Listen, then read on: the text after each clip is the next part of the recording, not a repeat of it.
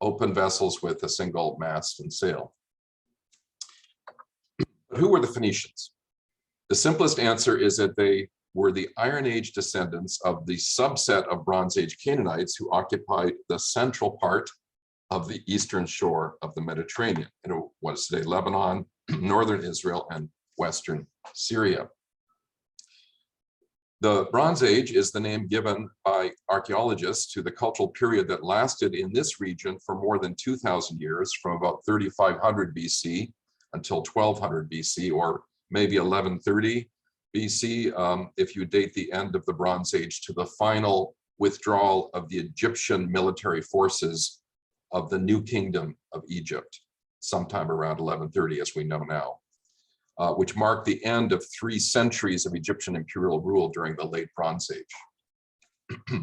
After the Bronze Age came the Iron Age from 1200 or maybe 1130 BC, depending on where you set the dividing line, until about 600 BC, when the Babylonian army under Nebuchadnezzar invaded from southern Iraq and devastated the entire Levant, ushering in drastic social and cultural changes, which of course is prominent in the Bible, the prophet Jeremiah lamenting the destruction and that sort of thing. In the map on this slide, the Phoenician heartland is shown in green. It is a long, narrow strip of land bounded by the sea on the west and steep mountain ranges to the east, where there were dense forests in ancient times that were famous for tall cedar and pine trees, which were highly prized as building material for palaces, temples, and other elite dwellings, and for building ships. In addition to timber, the products traded by the Bronze Age Canaanites and their Iron Age Phoenician descendants included wine, olive oil, and purple dye. The famous Phoenician purple was a vivid and durable dye extracted from sea snails, the murex snails that you can see, whose shell you can see shown in this slide. It was a much sought after commodity, the dye, by ancient elites, and was exported far and wide by Phoenician merchants. It is symbolic of their skill in crafting luxury goods and the wealth they gained by selling them. But before we talk about the Phoenicians themselves, we need to set the stage by saying something more about the Bronze Age Canaanites from whom they were directly descended, biologically and culturally and in every way. We know quite a bit about the Canaanites in the period from, say, 2000 to 1200 BC, which scholars call the Middle and Late Bronze Ages. There are some written records and a lot of archaeological evidence, as well as depictions of Canaanites in Egyptian art. On the left of this slide is a modern artist's depiction of a scene of Canaanites coming and going in front of the monumental gate of the city of Ashkelon on the south coast of modern Israel.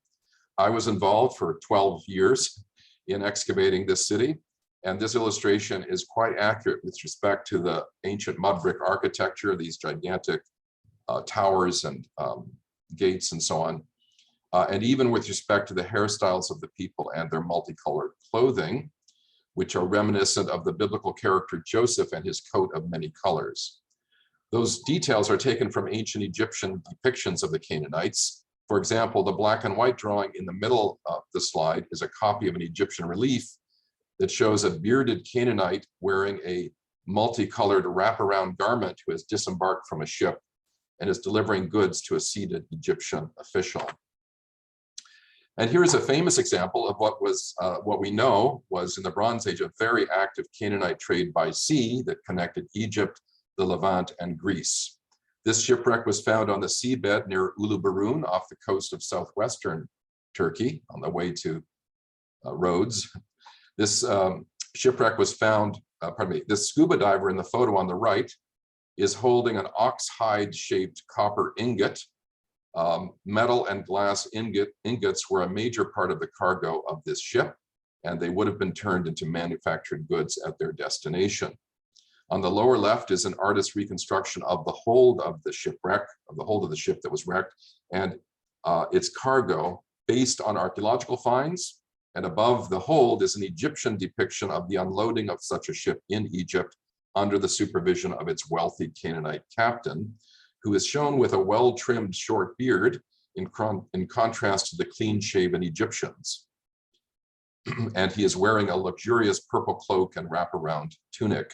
In the middle of this slide is a clay tablet with a cuneiform writing in Akkadian from the period of the ship, the same period as the ship, maybe a few decades earlier. This tablet is one of hundreds found in an archive at Amarna in Middle Egypt, at that time the capital of Egypt. It is a letter from a Canaanite ruler to the Egyptian pharaoh.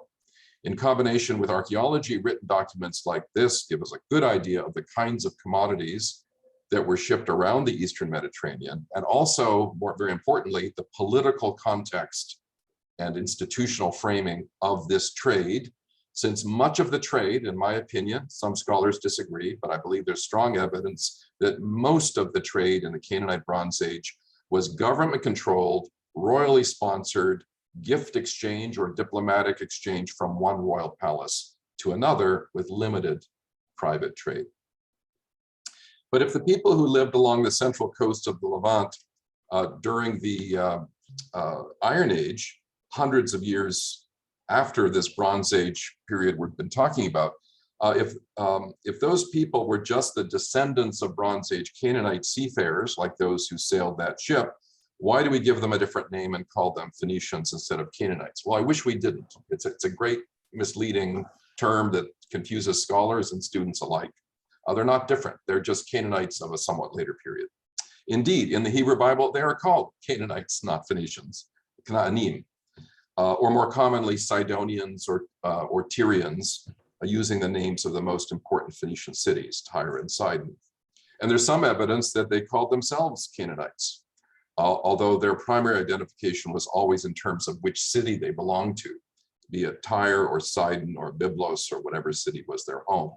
It was the Greeks, those darn Greeks, as non-Semitic speaking outsiders, who labeled them as Phoenicians and created this special category in our minds. You can see the location of Tyre picked out here on the map on the right in what is today the southern part of Lebanon, and Sidon, just north of it, the two major cities that have been continuously occupied since antiquity and still have the same names, of course, although the Arabic equivalent, Sur and Sidon.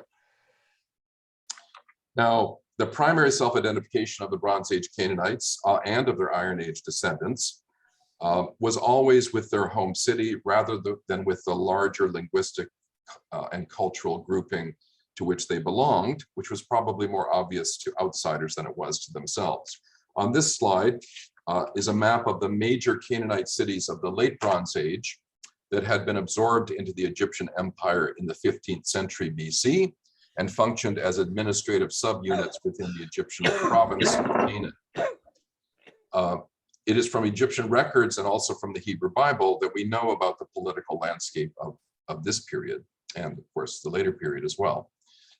And so the geographical category of Canaan as a geographical territory and the geographical category of Phoenicia later in the Iron Age are not native to the region, but were created by outsiders, by the Egyptians first with their province of Canaan, and then by the Israelites and Greeks. And since there is a woeful lack of textual records written by Phoenicians themselves, that have survived anyway, we are dependent on Egyptian and Hebrew and Greek views of them. Having said that, there were some major cultural changes in the transition from the Bronze Age to the Iron Age that affected the coastal Canaanites and justifies giving them some new name. Okay, let's call them Phoenicians, we're stuck with that, in order to make it easy for scholars to distinguish between them in the Iron Age and their cultural predecessors. There were, of course, many cultural continuities in the period after the Egyptian Empire pulled out of its province of Canaan in 1130 BC. The post-imperial populace that we would now call Phoenicians in this period continued the religious traditions of their ancestors, with some local variations, and they spoke a coastal dialect of the older Canaanite language that gradually became distinct from the inland highland dialect of the same language that we call Hebrew, the language of the Israelites. That's all Hebrew is a different Canaanite dialect separated from Phoenician by time and divergence, social divergence. The Canaanites also maintained many of the same economic practices and material styles of their, the Phoenicians maintained many of the same practices and styles as their ancestors, but their traditions were disrupted and altered by a major change that affected the entire region, the invasion by powerful groups from the west from the Aegean region, Crete, maybe Sicily, not so much the mainland of Greece, but the Greek islands and Sicily, these people who were very different from the Canaanites, both culturally and linguistically.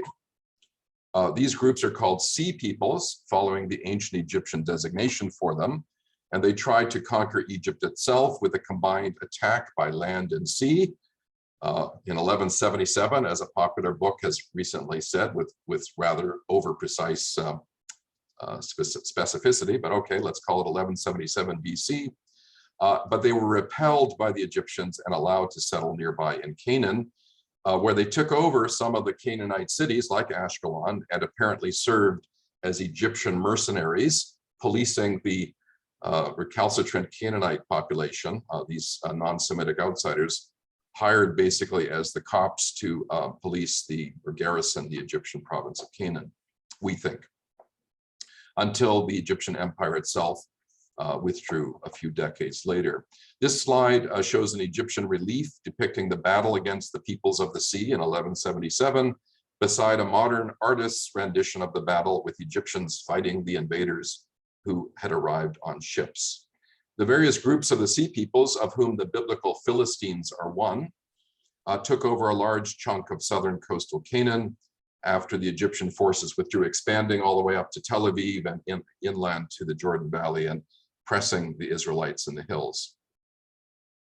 But they did not conquer Tyre and Sidon and other Canaanite cities farther north on the central part of the coast. Having said that, they had an impact on Tyre and Sidon, which probably absorbed sea people's immigrants, or even as elite members of their community, sea peoples who brought with them new funerary practices involving cremation, which was not so common before, and who also would have brought valuable military skills as well as expertise in seafaring and navigation in the western regions of the Mediterranean. I have a helicopter out my window, so you'll bear with me for a moment. The incorporation of the sea peoples into the central Canaanite or Phoenician world and the withdrawal of the Egyptians created new conditions in Iron Age Canaan, out of which emerged a new political configuration. By the second half of the 10th century, in the period from 950 to 900 BC, the patchwork of small Canaanite city-states, which was really just an artifact of Egyptian divide and rule policies, that patchwork consolidated into a few powerful and independent kingdoms. A sea people's kingdom of the Philistines in the south, led by the city of Gat, home to the warrior giant Goliath of biblical fame.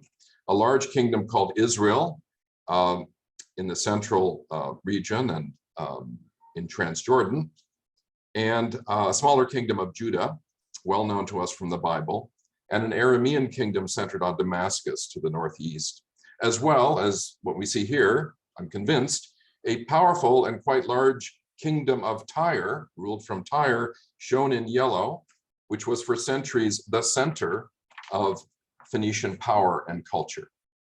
The chronological chart on this slide, which is provided by my collaborator, Gunnar Lehmann, who digs with me in Israel, as was the map, it's his map as well. These summarize what we know from biblical and Greek sources about the kings of Tyre. The two most important kings were Hiram I, who ruled from about 950 to 917 BC, and was a contemporary of both King David and King Solomon of Israel, who I do believe myself were historical figures, although whether they had a huge empire is a big question.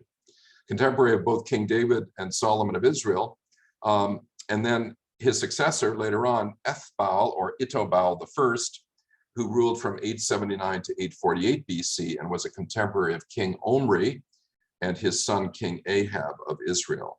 Indeed, a political alliance was formed between Tyre and Israel, or was consecrated, shall we say, between Tyre and Israel by the marriage of King Ahab of Israel to the infamous Jezebel, a Phoenician princess who was the daughter of Ethbaal. This indicates the close relationship between Tyre and Israel, two powerful kingdoms with complementary economies and interests. Tyre being seafaring, mercantile, not much primary production of food, Israel with a lot of primary food products, grain, oil, wine, and so on. So they went together very well. This alliance was criticized in some Israelite circles, with hatred focused on the evil foreign queen Jezebel, as we know from the stories in the book of Kings in the Bible concerning Elijah the prophet and his harsh condemnation of Jezebel for introducing Phoenician religious practices. An etching by Gustave Doré, shown in this slide, depicts the biblical episode of the defenestration of Jezebel when she was thrown out of a window and left for the dogs to lick her blood, in the rather gory terms of the biblical writer, after a military coup had overthrown the dynasty of Omri and her husband Ahab. The point to make here is that the Iron Age Phoenicians should not be thought of as living in a loose collection of small, militarily weak, mercantile city-states, which is the common view among scholars and lay people alike. This is not the case in the period we're talking about in the 11th, 10th, and 9th centuries.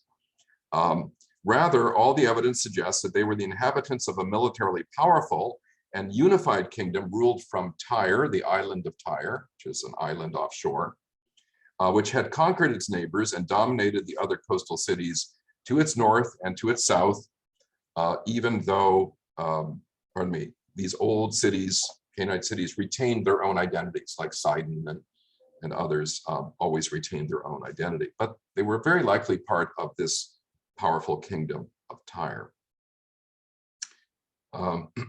Although the kingdom of Tyre, which extended a long way along the coast from modern Haifa in Israel, or maybe even a little farther south at Dor, you can see on the map there, from there all the way up to the border, what is the modern border of Lebanon and Syria, at least that far, I think.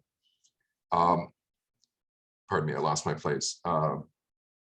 Although it extended along the coast, it was hemmed in by the mountains and was more of a naval power than a land power.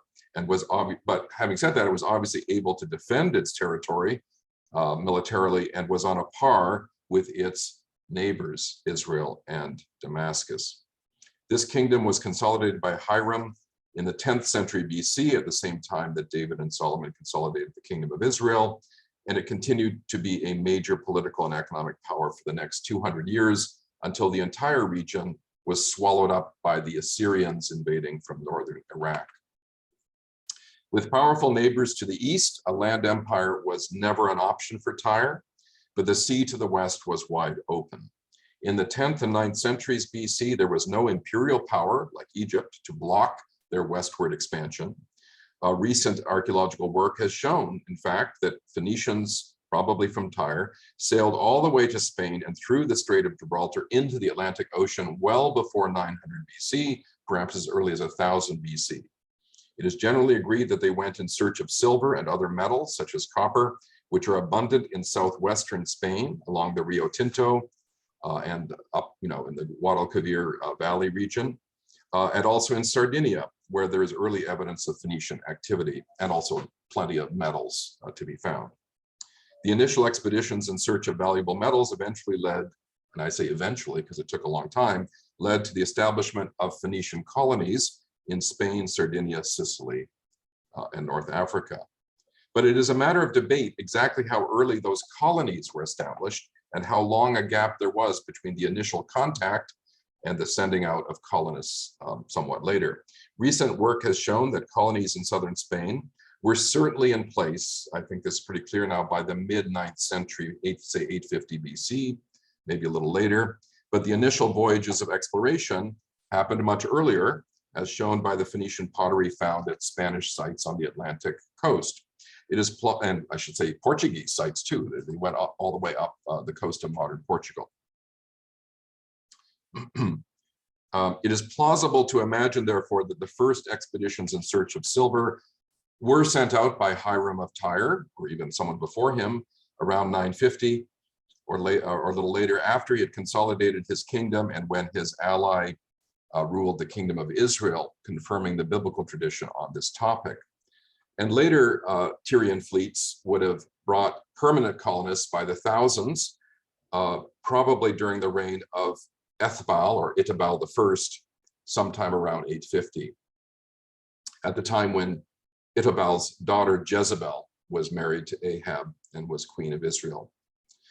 A date as late as 850 for the Phoenician settlement of Spain suggests a rather long period of episodic venture trade, like one-shot missions to just load up on silver before actual colonization.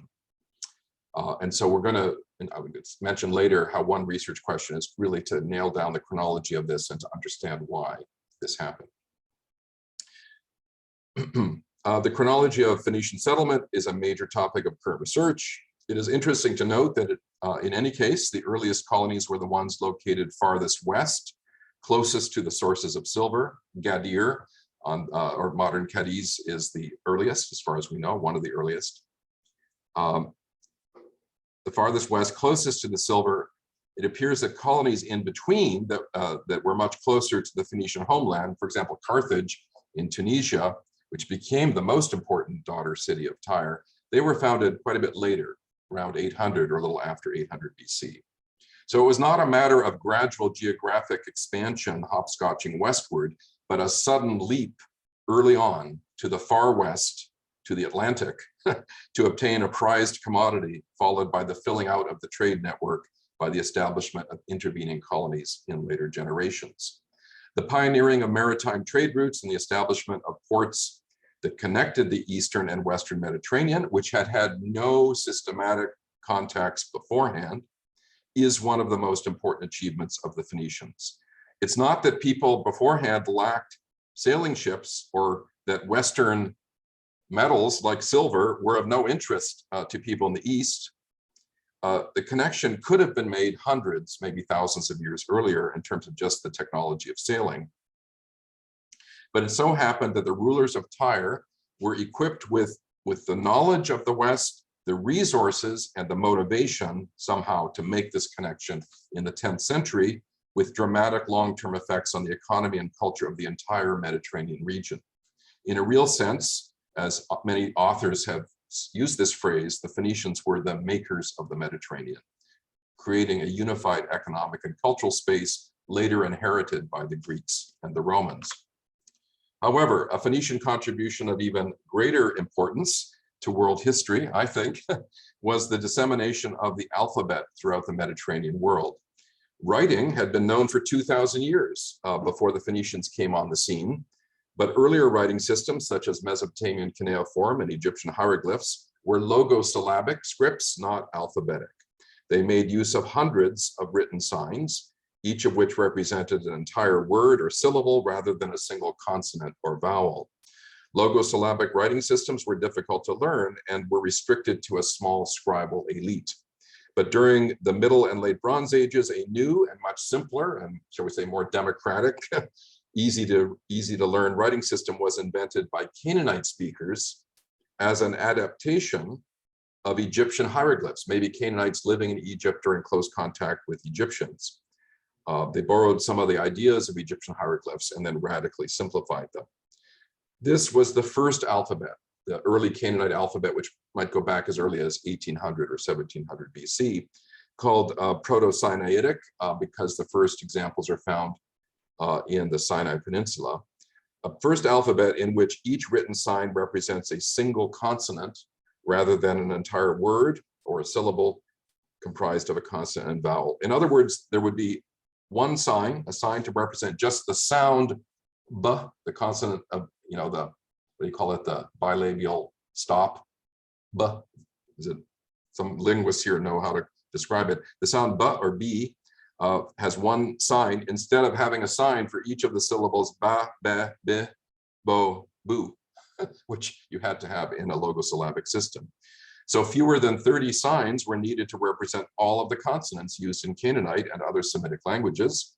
And in these languages, the vowels can be inferred from the consonants due to the predictable pattern of vowels in Semitic words. If you know the language, like in modern Hebrew and Arabic, you don't write vowels. You can just read the consonants.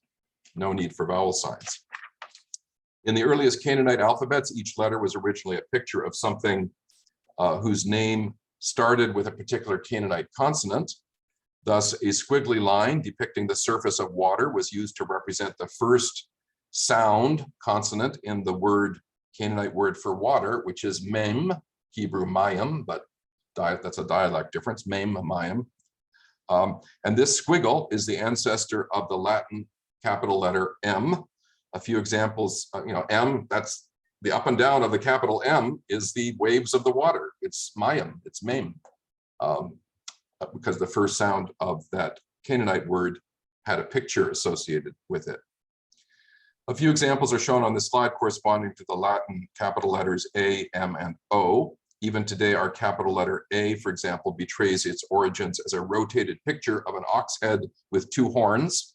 A picture of an ox head was used to represent the first consonant in the Canaanite word for ox, alp, or alpu, with a glottal stop. I should explain that, although this is not the vowel A, okay? It's not the vowel A. It is the glottal stop, which is the first consonant in alp in the word for ox, a meaningful consonantal phoneme in Semitic languages. A sign for the glottal stop is not needed to write Greek. So, so the Phoenician letter alp, the ox head, was adapted to represent the vowel A, by the Greeks, who kept the Phoenician name of the letter and called it alpha, right? They didn't, it was not a Greek word. Alpha is a Canaanite word for ox. The second letter of the Canaanite alphabet was called bait, or bayit in Hebrew, which is the word for house. Thus, a schematic picture of a house with an open door represents the consonant B in Phoenician and is the ancestor of the Greek letter beta, which is Phoenician or Canaanite for house, and the Latin letter B. So when we say the word alphabet, we are saying ox house in ancient Canaanite, reciting the first two words in the mnemonic scheme that underlies every alphabet today, and even much of the order from the Canaanite of those letters was preserved in later alphabets. So to be clear, the Phoenicians of the Iron Age, the Tyrians in the 10th century, did not invent the alphabet, which had been around for hundreds of years in Canaanite circles, but they standardized the shapes and direction of writing of the old Canaanite letters, and they disseminated their version of this simple and easy to learn writing system to their neighbors, the Israelites and the Arameans, and eventually, somewhat later, to the Greeks. The Phoenician cultural prestige was such that other versions of the Canaanite alphabet died out, and the Phoenician version of the alphabet is the ancestor of all alphabets in use today, including the Hebrew, Arabic, Greek, Latin, and Cyrillic alphabets.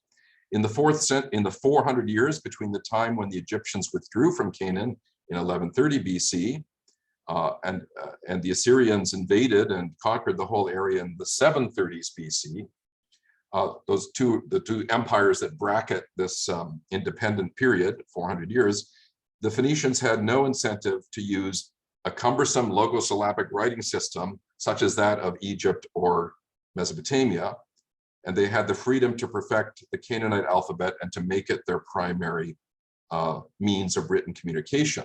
They took the alphabet with them and used it to write documents in their colonies in the Western Mediterranean, almost all of which have, sadly, to our shock and sadness, all of which have been lost because they're written on papyrus or perishable materials, with the exception of a very few stone inscriptions like the Nora stone from Sardinia that is shown in this slide and dated to around 800 BC.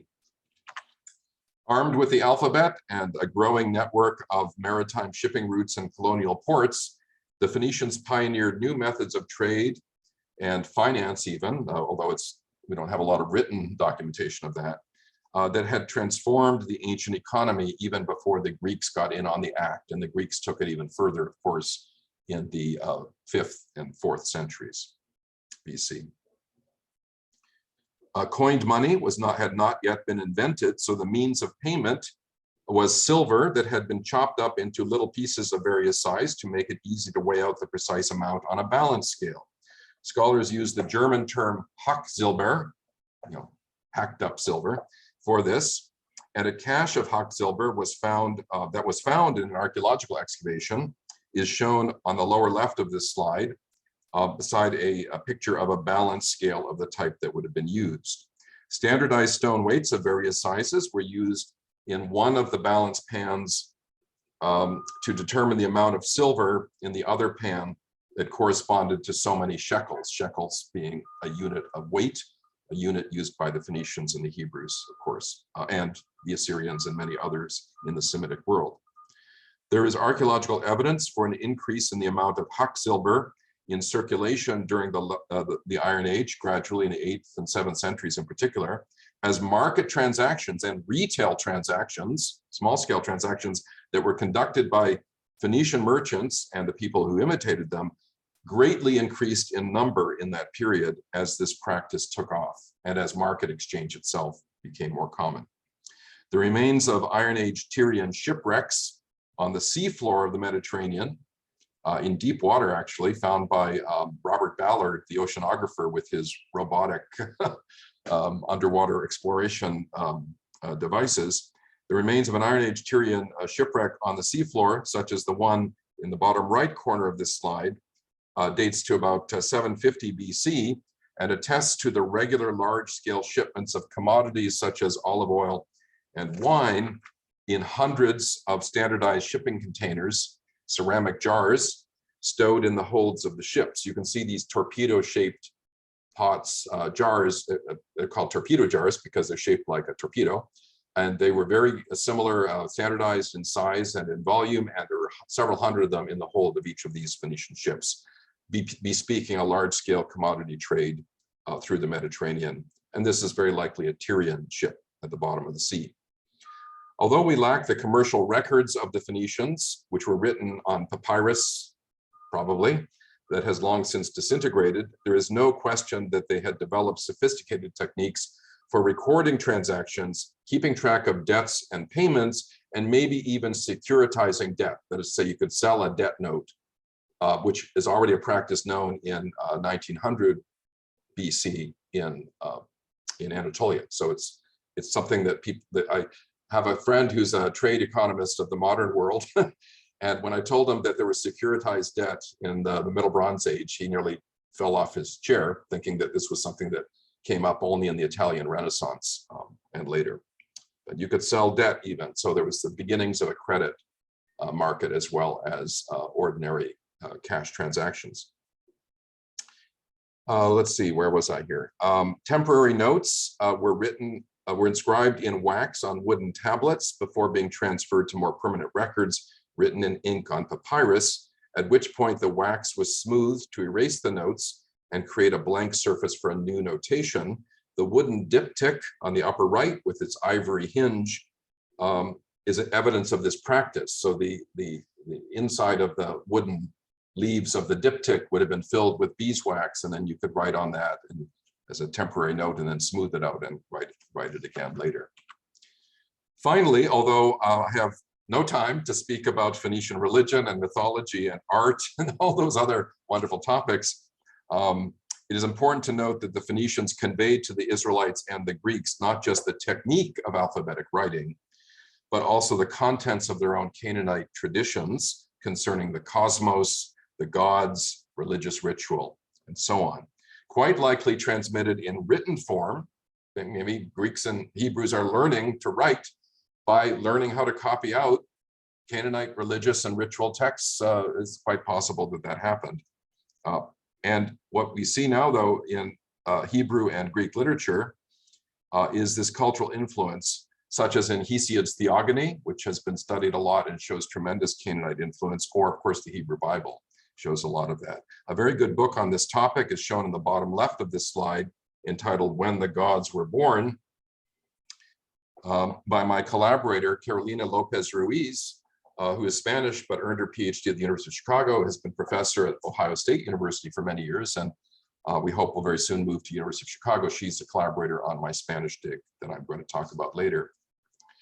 In any case, cultural features as basic as the characteristics of the chief god of the pantheon, or the architectural form or layout of temples and ritual practices of animal sacrifice, those basic features were clearly borrowed from the Phoenicians by Hebrews and Greeks, just as Romans later borrowed in turn from the Greeks.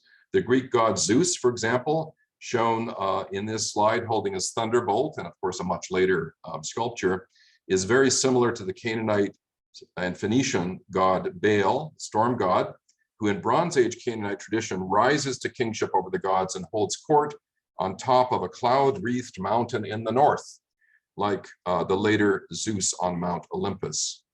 Phoenicians from Tyre are credited in the Hebrew Bible, in fact, with designing the Temple of Solomon in Jerusalem and having the craftsmen to oversee its construction. In the bottom middle of this slide is an artist's depiction of Solomon's temple based on the biblical description of it.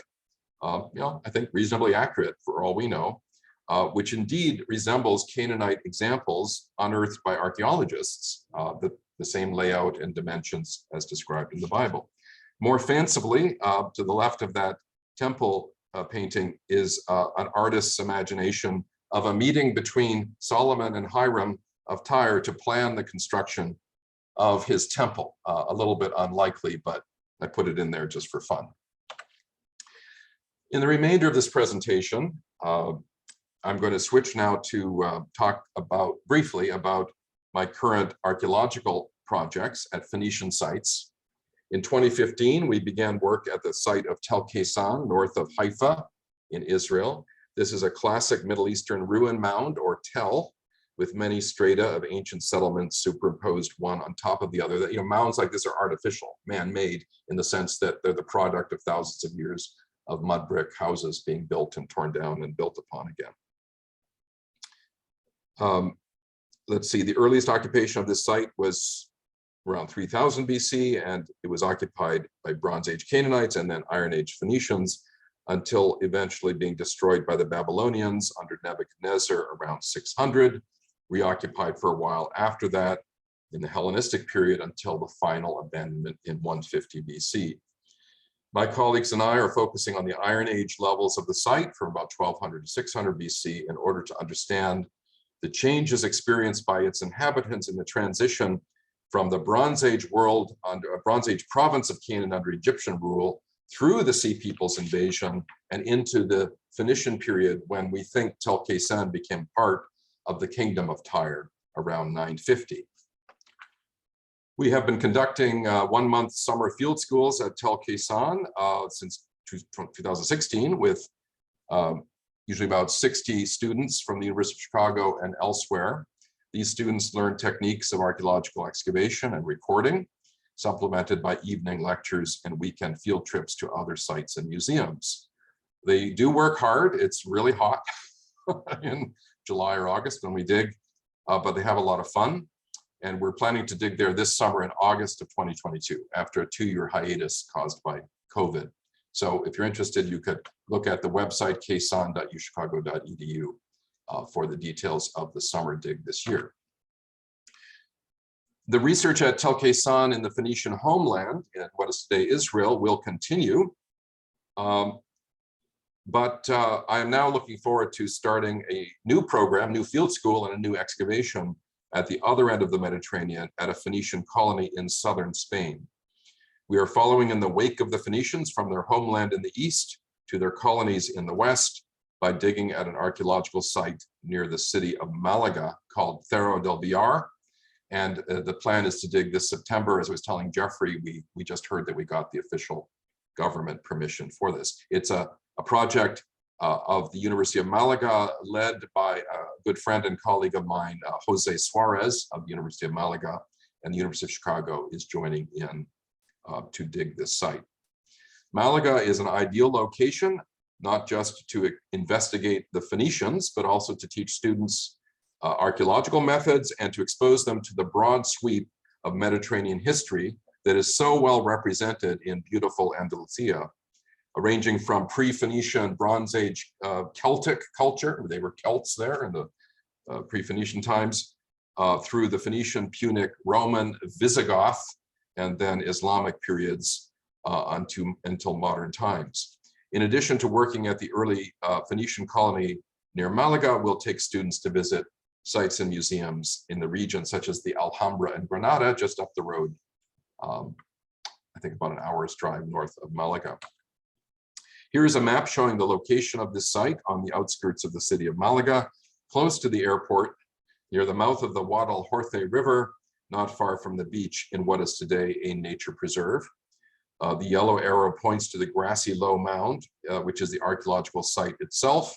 A modern elevated highway skirts the mound, and it skirts it because A senior colleague in Spanish archaeology did a salvage dig there back in the 80s and said, no, there's a whole Phoenician town here. You cannot ram this highway right through the middle of the site. So they diverted the highway, thankfully, around the site and preserved that site.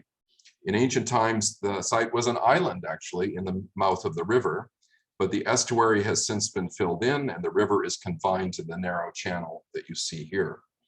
A small part of the site was excavated in the late 1980s and a few other times since then, revealing the foundations of Phoenician buildings just below the surface, as shown in the photograph on the right.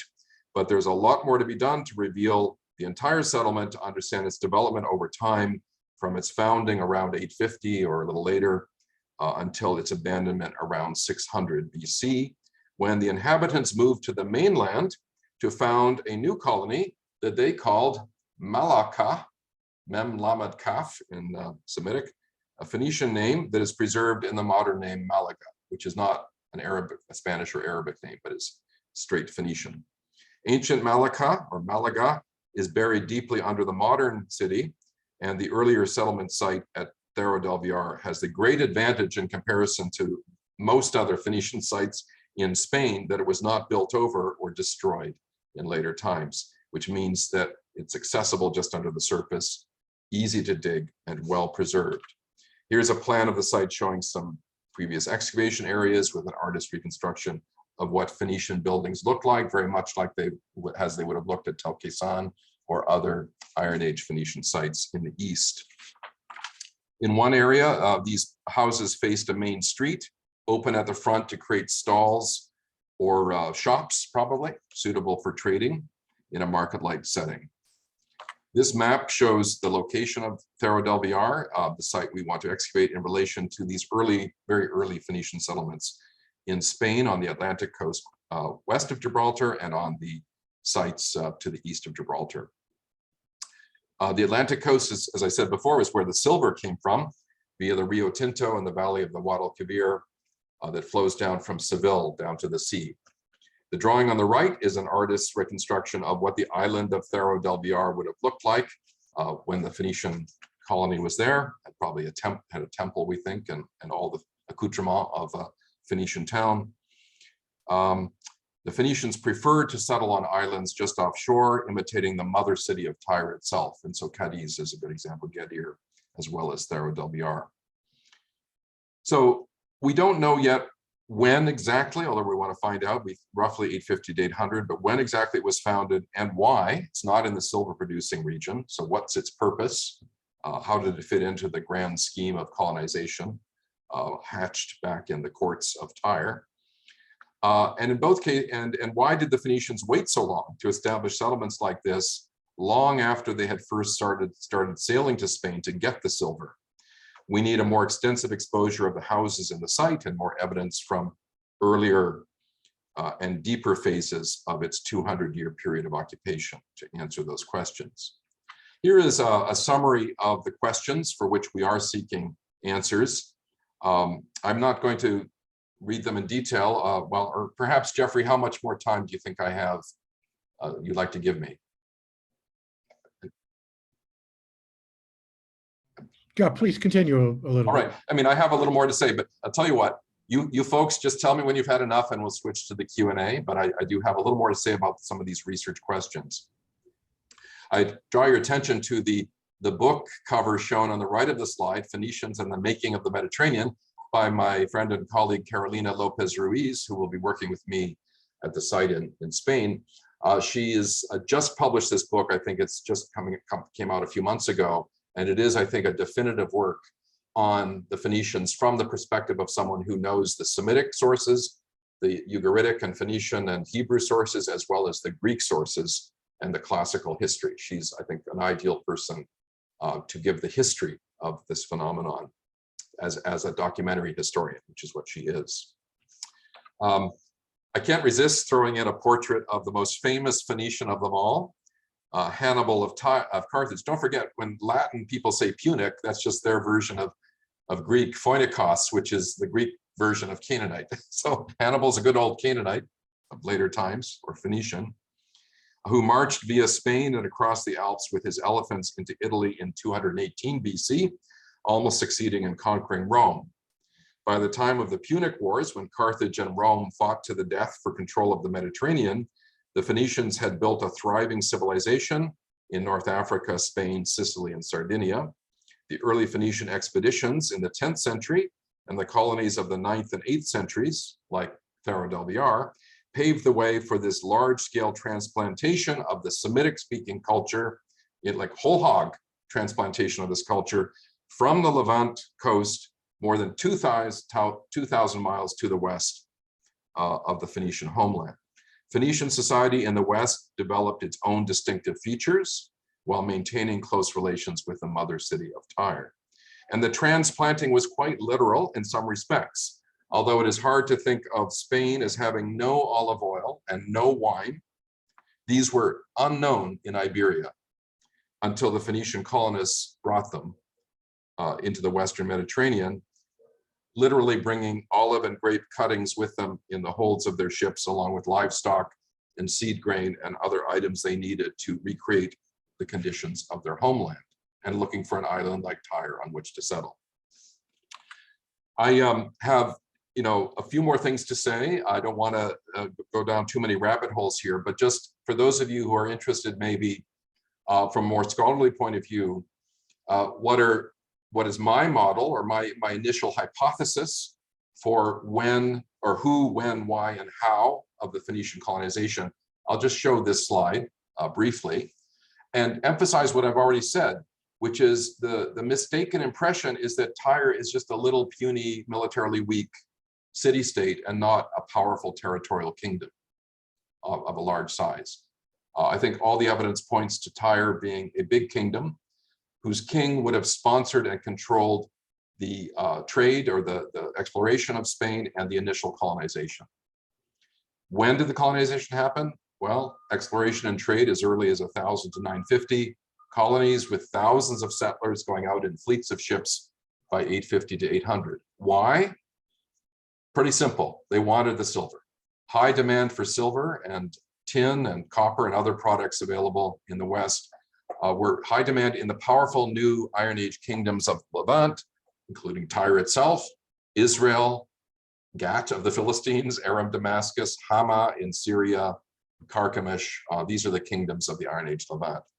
And I think they needed the silver, first of all, as part of the palatial prestige economy. Silver, precious metals are very important, not so much for market economy, but for prestige economy, gift exchange, diplomatic gifts, and so on. And later, as we see the silver flooding in, we do get a shift toward retail transactions conducted in silver. Lots of Huck silver hoards at Levantine sites, a kind of democratization and retail level of trade as opposed to the government-controlled wholesale trade, if you will, that would have been common earlier on. The Egyptian economy switched from a gold standard to a silver standard. It's quite clear, according to my Egyptology colleagues, in just this period, because the flood of new silver from Spain caused the exchange rate between gold and silver to change drastically. Now you could buy a lot more silver with a small amount of gold. Gold becomes very expensive. Gold used to be, as they say, common as dust in Egypt, as its envious neighbors used to say. Now silver blows away gold as the dominant metal, and you see that in the Egyptian documents of the period. And how? And here's the question: why did it happen when it did, and how was it that Tyre could do it? Well, the impregnable island city of Tyre, in my model here, had conquered the mainland earlier on to create a large, powerful kingdom that controlled the seaports. The fleets, the ships, the seaports were tightly controlled by the palace of Tyre from probably Dor, or what is today Haifa, Dor and Akko, all the way up past Beirut, probably to Byblos or even farther north in the north end of Lebanon. And the Tyre now had the land, the resources, the population to sponsor massive investments in trade and colonization, as well as, and here's speculation, but it's very plausible, as well as newly garnered knowledge, expert knowledge of the sea routes and the resources of the Western Mediterranean, which had been completely unknown to the Canaanites before, from the sea peoples who came from there. And there's just mentioned in passing, there's a very recent DNA study, ancient DNA study of young children, infants that had died young and had been buried under a floor in the earliest Philistine settlement at Ashkelon. And I was part of excavating those infants, those skeletons, some years ago. Well, the DNA has been studied, and there are 4 infants, 4 individuals clearly born in Ashkelon, the babies born in Ashkelon who sadly died quite young. The DNA shows that their parents were not Canaanite. Their parents were closest in genetic ancestry to Crete or Sicily. And one of the sea peoples are called the Sicels. And there's a very old idea that the name Sicily and the sea peoples called the Sicels or the Checker, Sickle Checker, depending on if it's Egyptian or Shikalayu in Akkadian, that these were from actually Sicily, whereas others like the Philistines may be from Crete. So knowledge of the West and knowledge of the sea routes is something that should not be underestimated. Finally, again, I'll keep going if you don't stop me. This is an old favorite of mine, this topic. I did my dissertation on this kingdom of Ugarit, the late Bronze Age kingdom of Ugarit. By the way, I should show you where it is. Kingdom of Ugarit is today on the coast of Syria in the Alawite region, the home area of Bashar Assad. The Ugarit is a coastal seaport right there north of Tyre in the coast of Syria today. But it was a very famous and important city in the Bronze Age. The map on the right shows the reconstruction of all the main towns and villages of this kingdom. We have amazing textual document, thousands of written records in clay tablets like you see on the lower right. And around 1200 BC had a territory of say 1500 square kilometers, the same size as what we reconstruct as the size of Tyre in 900 BC, with a very similar topography and ecology as Tyre later. So Tyre is just the new Ugarit, for those of you who know the Ugaritic material. Tyre, in my mind, there's no reason to think that it's structurally different in any serious respect from the late Bronze Age kingdom of Ugarit, and in fact inherited the Ugaritic control of the sea routes and its Ugaritic eminence in sea trade. Within the Hittite Empire, in which Ugarit belonged in the late Bronze Age, we know the kings had tremendous power to administer their kingdom, carrying out old autocratic traditions of strong royal control of land, labor. Fleets of ships were recorded as palace property. Sailing crews were conscripted by the king to sail on the ships, and not a freewheeling or private economy to speak of, in my view. Others disagree.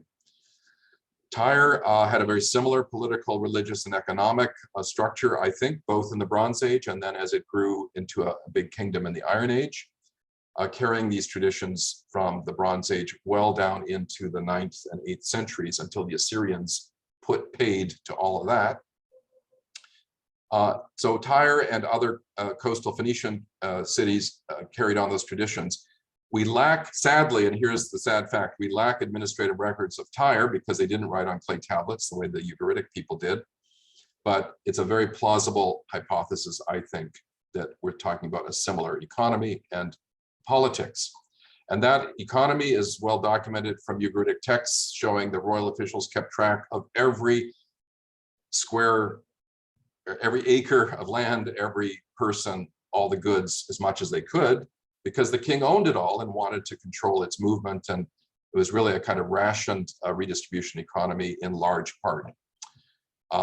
This text, for example, is found in a house called the House of Urtenu, which is shown here on this map. This is the 25-hectare, what do you call that? 60 or 70 acre town, capital city of Ugarit.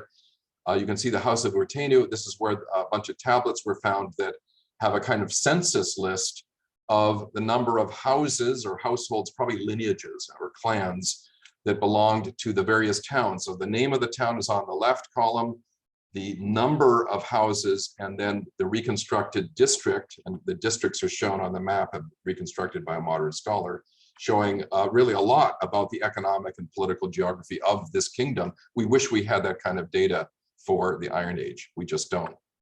But here's the point.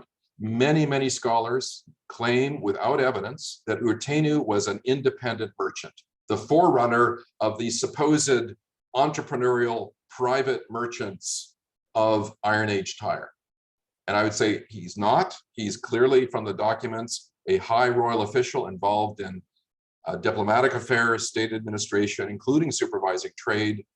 But he's not an independent merchant. He's part of the royal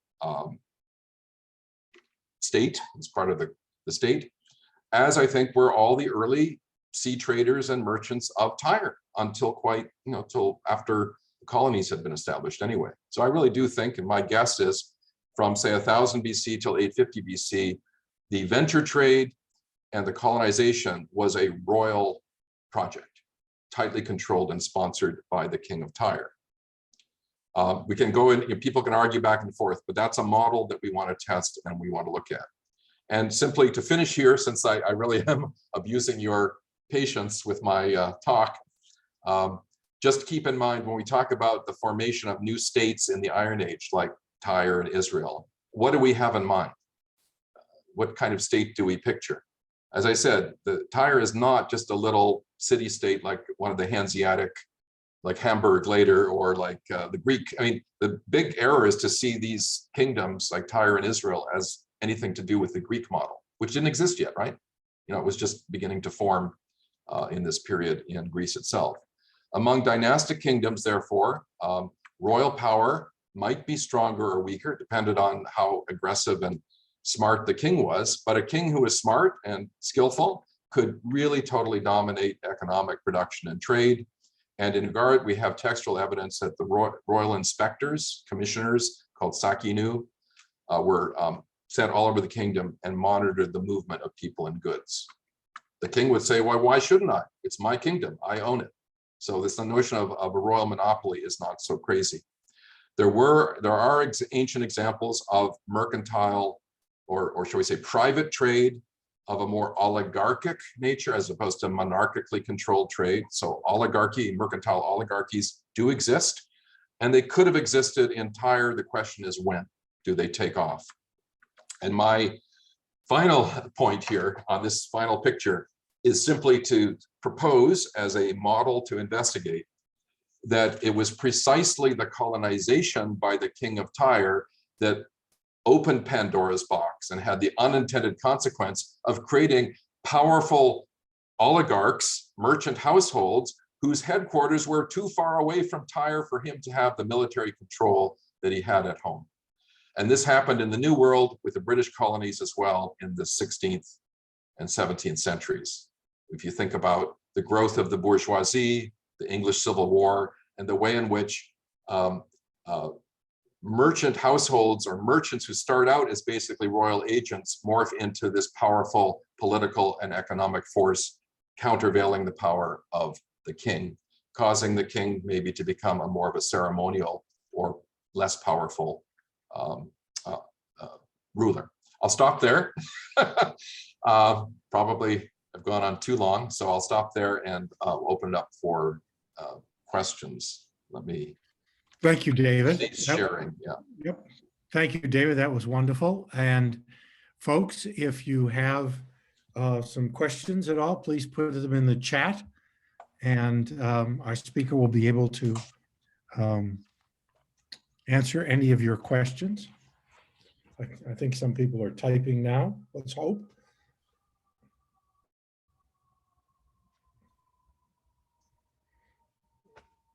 I guess let me lead off with a while we're waiting, just kind of a personal question. How did you get interested initially in the Phoenicians? So I came into my field through biblical studies. So I started out, my PhD is in Hebrew Bible from Harvard, but I started thinking I wanted to be a philologist and just learned a bunch of ancient languages and so on. And then I went on a dig. You know how it is? I went on the dig at Schloen when I was a young student, well, beginning graduate student. And the director of that dig was Larry Steger, who I'm sure some of you know. Lawrence E. Steger, who died a couple years ago, was my teacher. Great biblical archaeologist.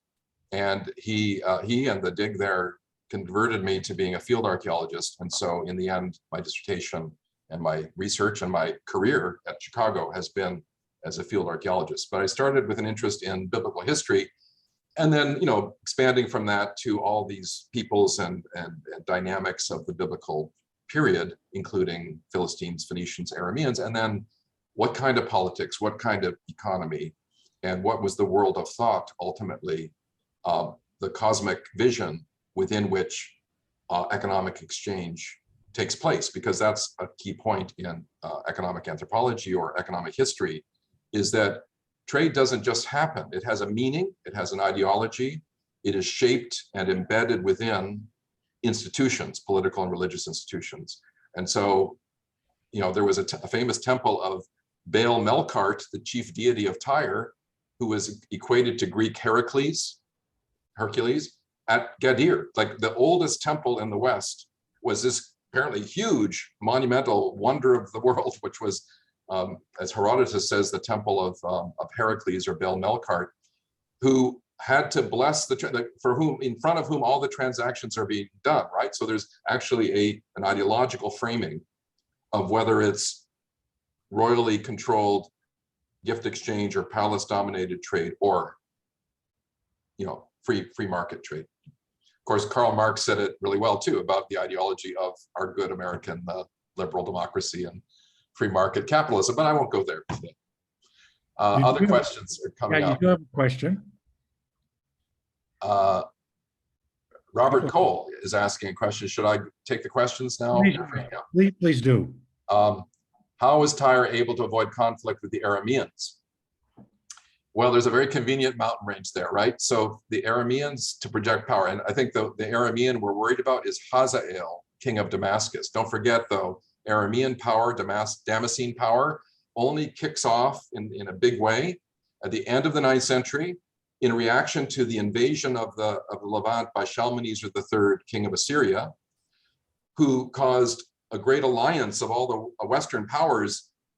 Were scared silly because he invaded 5 years in a row and conquered everything he saw, this great juggernaut of the Assyrian army up in northern Levant. And so they all marched up the Orontes to the Battle of Karkar. I work up in Turkey at a site that was conquered by Shalmaneser. And in 853 BC, there was a famous battle where all the Levantine powers in alliance, including King Ahab of Israel, who supposedly sent military forces to that battle, defeated or at least repelled the Assyrians from their initial attempt there to make an empire. And after Shalmaneser, they were left alone for a while. And Damascus, this is the point, Damascus was a major leader and organizer of the resistance, and built from that, spun off from there with a palace coup thrown in for good measure under the general Hazael, this powerful Aramean empire. And the point is that Aramean kingdom in the late 9th century, it's quite late now in terms we're talking about, after the colonization was already well underway, was dominating the Levant. But Tyre is an impregnable island fortress with a navy, and they had somehow cracked the code of, so they just could not be taken down. And it wasn't until Alexander the Great built a causeway, a great effort. He actually built a causeway to connect the island to the mainland. That was the first time Tyre was conquered. So I would say Tyre had unique advantages of defense. There's also the difficulty of projecting power over the Lebanon mountains. And, it was like Switzerland, I think. They had a really tough little army that you take on at your peril. That's too long an answer to such a great question, but I know that some people here know that history very well. The Assyrians, of course, did take over Tyre. That's Cole's question too. But it's clear that they couldn't conquer the island. So Tyre and Judah are the only two Levantine kingdoms that never were provincialized, were never turned into directly governed Assyrian provinces. Judah, because it was worthless or it wasn't worth the effort, I think, ultimately. Well, they tried in Sennacherib, and then Tyre because, it just was a bit too difficult, and they'd rather just control Tyrian activities as much as they could. Of course, don't forget, it's the Assyrian period of the 8th century when we see a tremendous wave of Western colonization, like Carthage and so on. So I think that that has something to do with that later wave of colonization. Now, let me, Adrian Poe asks, did Phoenician colonies have continuous cultural dominance along North African and Iberian coasts? Yes, they were continuous. They were organized. By the time they colonized, they meant it. And there's no trace of indigenous political structures standing in their way. Everyone was absorbed into their culture and politics. And I think most scholars would agree that, again, just like back home, they're not talking about isolated little outposts or trading emporia. This is a coherent, connected imperial territory with land, I believe, military forces on land as well as sea. And let's just say we're guessing. Okay, can't prove it, but that's a picture that conforms to all the evidence we have and makes strategic sense as well, I think. We know, by the way, one of the references in ancient sources to people calling themselves Canaanite very late is Saint Augustine, in the 4th century AD, Bishop of Hippo in North Africa, talks about the local peasantry or the low people there as speaking Punic or Canaanite and referring to them as Canaanites already. So that culture lasted centuries after the Roman takeover as well, even after Latin became the elite language. Robert Kabakov asks, you briefly mentioned the influence of the Sea Peoples, the Shardana, maybe, and Checker were the Northern Sea Peoples. Are they the ones you're referring to? Yeah, I mean, on the Levantine coast, the Philistines, or Plishtim in the Bible, seem to take the prime territory of Ashkelon and Ekron, the 5 cities of the Philistines, the southwestern coast of Canaan. And that's the group we know best. There's also what we think is a Philistia or Philistines up north in the Orontes Valley, because there's some years ago, a text was discovered referring to Palasatina up there. So another group of Philistine Sea Peoples might have landed way up in the northern corner of the Levant in the plain of Antioch, basically. And then there's a question of whether at Dor, the Egyptian tale or report of Wenamun dates to the early 11th century, refers to the checker or sickle. So checker in Egyptian is this with the R is the same as sickle or shikalayu, as written in Akkadian. Supposedly at Dor, just south of Mount Carmel on the Israelite coast. As for I'm not so sure about the Shardana, but I must say in the archives of Ugarit, from just before the sacking and burning, we think the Sea Peoples raided like Vikings and just burned to the ground the great city of Ugarit. One of their very last letters that was apparently never sent from the king of Ugarit is very plaintive, begging for help from, I think, the king of Cyprus, Alashia, saying, the people who live on ships have been sighted offshore. And that's where there's a reference to Shikalayu as well. The group, though it's not, so these fleets of Sea People ships were organized battalions of Viking-style raiders. And don't forget the Vikings landed in Sicily. I mean, don't forget the Norman and up the rivers of Russia. So it's a kind of Viking-like phenomenon in my view, and I think more and more evidence points to this rather important impact of various Sea Peoples, some of whom seem to have names that are awfully reminiscent of Sardinia, Sicily, and other places. David, so yes, I'm David, sorry. One more question, okay? Yeah. Okay, so I'm giving such long answers. I know that people are not getting the questions, but let me see. Yeah, I didn't say much about Phoenician inscriptions. So there are a large number if you add them up over all the centuries, but as a proportion of all the written product of Phoenicians, it'd be a tiny, tiny fraction. And there are quite a few in Cyprus, yes, of course, Kidian, more than in the Phoenician homeland. Yeah, absolutely. I mean, I'm skipping over all sorts of information we do have, including like these various tariffs or economic inscriptions in stone. Let's see. I guess that's it. So I'll stop there. Yeah, let me call a halt there and say thank you very much. Okay. I'm glad that everyone, I'm sure, enjoyed this as much as I did. It was wonderful. And we look forward to seeing you at future AIA New York Society lectures. Emails will go out announcing those lectures coming up. And so thank you, everybody. Okay. And have a good evening. David, if you just stay on for a few minutes. I'll stay on. And thanks to everyone for listening. I'm glad to talk to you. Bye-bye.